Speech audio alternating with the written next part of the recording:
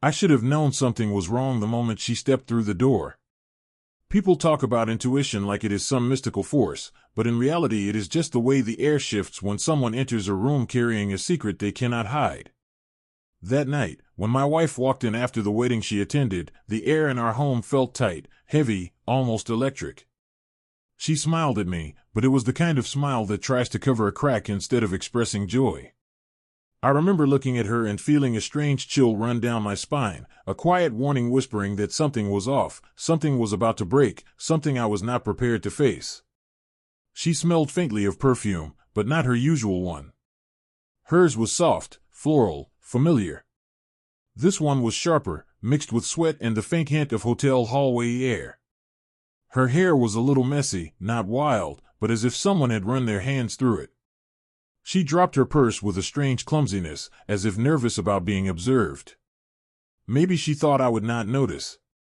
Maybe she hoped exhaustion would explain everything. Maybe she underestimated how well I knew her. For the first 10 minutes, I did not say anything. I just watched. I watched her avoid my eyes, watched how she forced herself to speak casually, watched the way her hands trembled when she tried pouring herself a glass of water. She kept touching her neck, her wrist, her nose, little repetitive motions that people make when they are hiding guilt. It was like watching someone trying to hold the lid on a boiling pot. The next morning, she told me she needed to see a doctor. She blamed it on a strange rash, said maybe it was an allergy from the hotel soap. Her voice cracked when she said it, and I felt something twist inside my chest. The moment she left the house, a hollow fear began growing slowly inside me. It sat there, unmoving, like a stone pressing down on my lungs, making it harder to breathe. When she returned from the clinic, her face was pale like she had seen something horrifying. She walked past me quickly, almost running to the bedroom. Her hands were shaking so badly she dropped the envelope with her test results on the floor. I stared at it for a long moment. My mind begged me not to pick it up. My heart screamed for the truth. I opened the envelope. In that instant, my world stopped. The words on that page did not belong in our home. They did not belong in a marriage built on trust and love. They did not belong on paper that held her name. But there it was. A sexually transmitted infection. Recent exposure. Clear evidence. No space for denial. No space for lies. Something inside me shattered so quietly that I almost did not hear it. I walked into the bedroom. She was sitting on the edge of the bed, staring at her hands as if she hoped they would explain what she had done. She looked at me only when she realized I was holding the paper. Her eyes filled with terror, not sadness. Terror. The kind people feel when their lies finally meet daylight. I asked her who he was. She said it was a mistake. I asked her when it happened. She said she was drunk. I asked her if it happened more than once. She started crying. Her silence was the answer I feared the most. She tried to tell me she loved me, that I meant everything to her, that it was meaningless, that it was a moment of weakness. But none of her words could erase what I had read. None of her tears could rewrite the truth she brought home in her own body.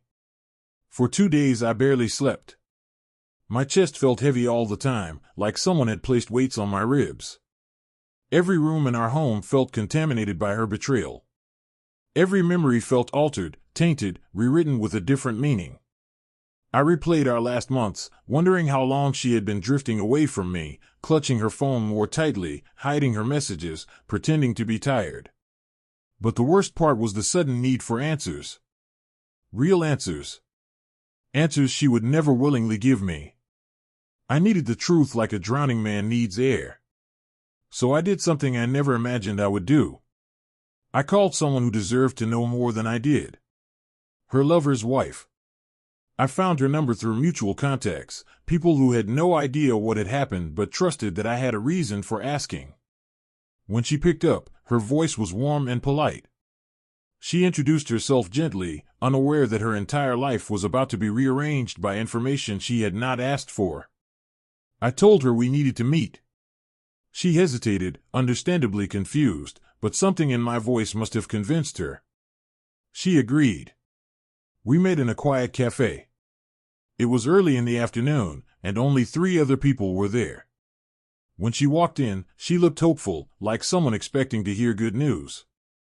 I remember wishing that I could spare her, that I could walk away and let her keep her peace for one more day. But lies had already poisoned all of us, and the truth needed to breathe. I slid the test results across the table. Her face changed slowly, a sequence of emotions flickering like a dying light. Confusion. Recognition. Shock. Denial. And finally, the crushing weight of betrayal. She asked me who infected my wife. I asked her if her husband was at the wedding. Her eyes filled with tears. She nodded. I asked if he had ever cheated before. She looked away. She asked if I was sure. I told her the doctor's notes left no doubt. Her hands shook as she read the paper again, as if hoping the words would rearrange themselves into something less painful. But they stayed exactly the same. She insisted we confront them together.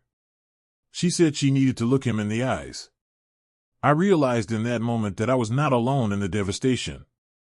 There was another person drowning with me, someone who deserved the truth just as much as I did. When the confrontation happened, it was nothing like I had imagined. There was no screaming, no chaos, no dramatic rage. It was quiet. Painfully quiet.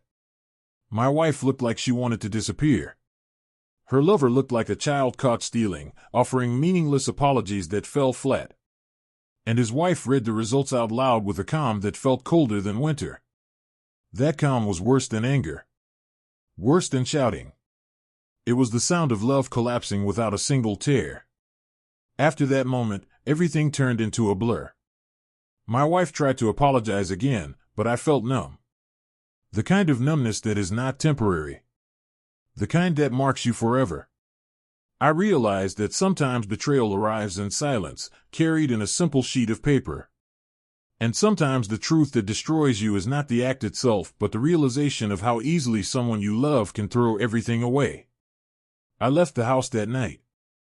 I needed space to breathe, space to think, space to rebuild myself without her lies pressing down on me. The world outside felt unfamiliar, but at least it was honest. I do not know what will happen next. Maybe we will separate. Maybe we will try therapy. Maybe the damage is too deep. But I do know one thing. The moment I opened that envelope, my life split in two. The man I was before trusted her completely. The man I am now trusts only what is proven. And I do not think I will ever be the same again.